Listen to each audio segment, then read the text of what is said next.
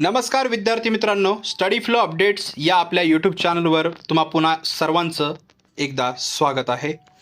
मित्रांनो, स्पर्धा परीक्षेची रात्रंदिवस तयारी करत असताना आपण सर्वजण एका गोष्टीची आतुरतेने वाट पाहत असतो, ती म्हणजे जाहिरात आणि अधिकाधिक जागा. पण सध्या महसूल विभागाकडून एक अशी बातमी समोर येत आहे जी पाहिल्यानंतर स्पर्धा परीक्षेची तयारी करणाऱ्या प्रत्येक विद्यार्थ्याने विचार करणं गरजेचं आहे. नुकतीच महसूल विभागात नायब तहसीलदार संवर्गातील पदोन्नतीबद्दल मोठी अपडेट आलेली आहे. महाराष्ट्र शासनाच्या महसूल व वन विभागाने 29 जुलै रोजी जारी केलेल्या पत्रकानुसार एक मोठा बदल करण्यात आलेला आहे. मित्रांनो, पूर्वी 1998च्या नियमानुसार नायब तहसीलदार पदासाठी 67% पदे ही प्रमोशनने आणि उरलेली 33% पदे ही सरळ सेवेने भरली जात होती. पण आता नवीन नियमानुसार प्रमोशनचा हा कोटा 67%वरून थेट 80%पर्यंत वाढवण्यात आलेला आहे.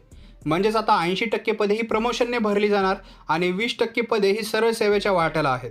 सध्या नायब तहसीलदारांची एकूण मंजूर पदसंख्या 2096 इतकी झाली असली तरी सरळ सेवेने भरण्यासाठी फक्त 79 पदेच रिक्त आहेत.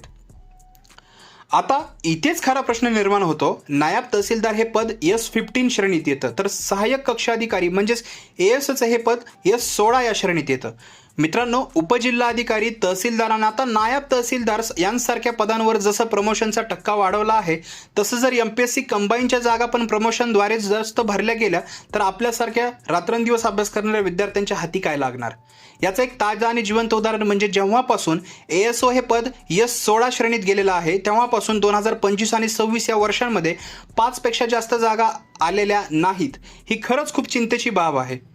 म्हणूनच विद्यार्थी मित्रांनो, शासनाने हे निर्णय पाहता एकच सांगेल की सावधान रहे, सतर्क रहे. प्रशासनातील पदे जर अशीच प्रमोशनने भरली गेली तर सरळ सेवेतून येणाऱ्या जागांची संख्या खूप कमी होईल आणि पर्यायाने स्पर्धा अजून कठीण होईल.